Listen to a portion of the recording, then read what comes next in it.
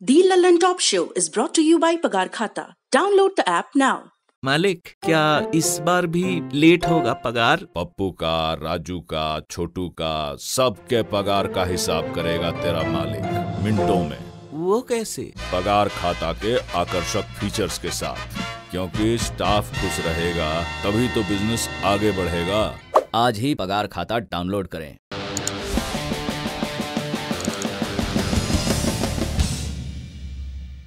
पहली सुर्खी एक्टर सुशांत सिंह राजपूत की मौत के मामले से जुड़ी है। इस मामले में एनसीबी यानी कि नारकोटिक्स कंट्रोल ब्यूरो ने ड्रग्स के एंगल से जांच की और आज एनडीपीएस कोर्ट में एक भारी भरकम चार्जशीट फाइल की। अब ये भारी भरकम कितना होता है?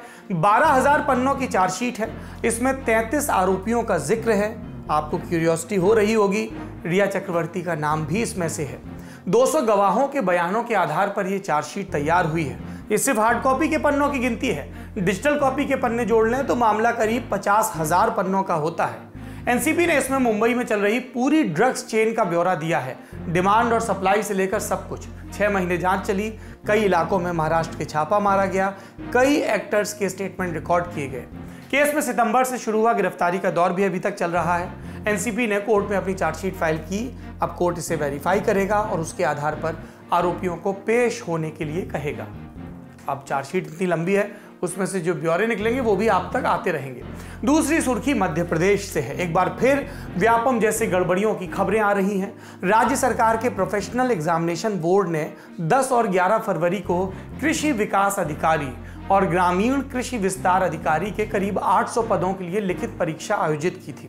17 फरवरी को आंसर शीट आई और सफल अभ्यर्थियों की संभावित लिस्ट, और इसके आते ही परीक्षा पर सवाल उठने लगे। इसमें शामिल अभ्यर्थियों ने आरोप लगाया कि परीक्षा में शीर्ष पर रहने वाले 10 उम्मीदवारों को एक बराबर नंबर मिले। इन लोगों ने आंसर शीट पर गलतियां भी एक जैसी की।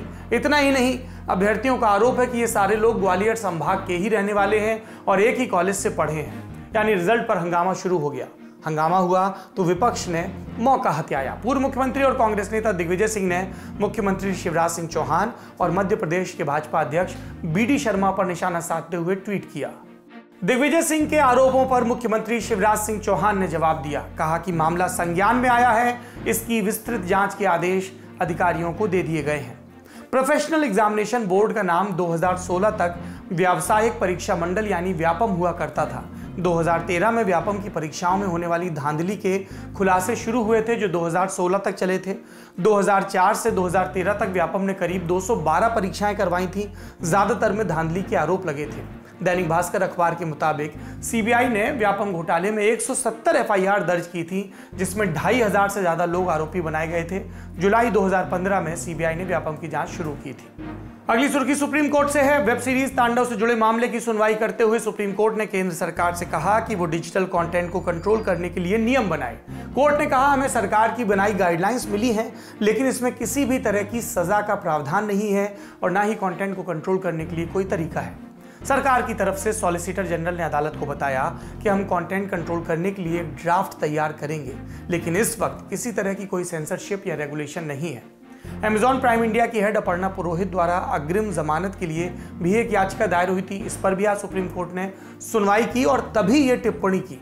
कोर्ट ने अपर्णा की गिरफ्तारी पर रोक भी लगा दी, उनसे जांच में सहयोग करने के लिए कहा।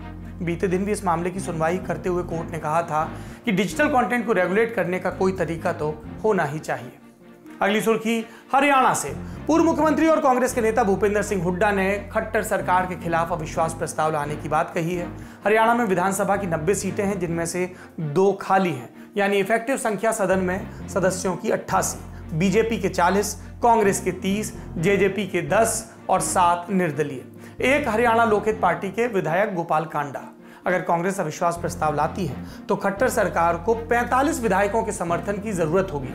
जेजेपी और निर्दलीय विधायकों के समर्थन से बनी खट्टर सरकार के पास 55 विधायकों का भी समर्थन नजर आता है, लेकिन किसान आंदोलन शुरू होने के बाद से अब तक 2 निर्दलीय और जेजेपी के 6 विधायक सरकार से नाराजगी बयानों में जता चुके हैं। देखने वाली बात होगी कि कितने विधायक हुड्डा के अविश्वास प्रस्ताव का समर्थन करते हैं, कितने विरोध में खड़े होते हैं। कई राजनीतिक टिप्पणीकारों ने कहा कि दुष्यंत चौटाला अपनी स्थिति और मजबूत करने के लिए और तगड़े पॉलिटिकल बार्गेन के लिए इस अवसर का इस्तेमाल करेंगे। अगली सुर्खी आयकर विभाग के छापे से जुड़ी है। एक्ट्रेस तापसी पन्नू, डायरेक्टर अनुराग कश्यप समेत कई फिल्मी हस्तियों पर आयकर विभाग के छापे हो रहे हैं और इस पर राजनीति भी चल रही है। विपक्ष इसे केंद्रीय एजेंसियों का दुरुपयोग बता रही है, सत्ता पक्ष सामान्य कार्रवाई। आज एक प्रेस कॉन्फ्रेंस में वित्त मंत्री निर्मला सीतारमण ने कहा कि मैं किसी मामले का जिक्र नहीं करूंगी, ना ही किसी का नाम लूंगी, लेकिन जब हमारी सरकार के दौरान ऐसी कार्रवाई होती है तो सवाल उठने लगते हैं। जबकि साल 2013 में जब इस तरह की गड़बड़ियां हुई, कार्रवाई हुई, तब कोई सवाल नहीं उठा। इससे पहले आज शिवसेना ने अपने मुखपत्र सामना में आयकर विभाग के छापों पर सवाल उठाए। कहा कि तापसी और अनुराग किसान आंदोलन के पक्ष में खड़े हुए थे और उसी की कीमत चुकानी पड़ रही है। When any individual, there are raids happening. When it happens during a government, it's fine.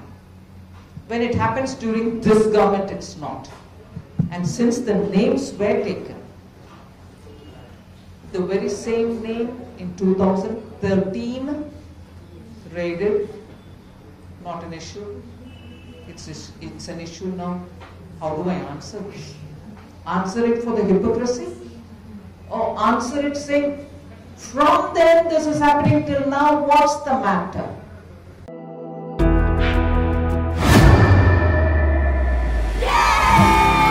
घुटना, कंधा या कमर, चाहे जैसा हो दर्द, डॉक्टर ऑर्थो आपको देता है दर्द से पूरी आजादी, एक भरपूर जिंदगी। ये कोई टेम्परेरी पेन किलर नहीं, आयुर्वेदिक औषधि है।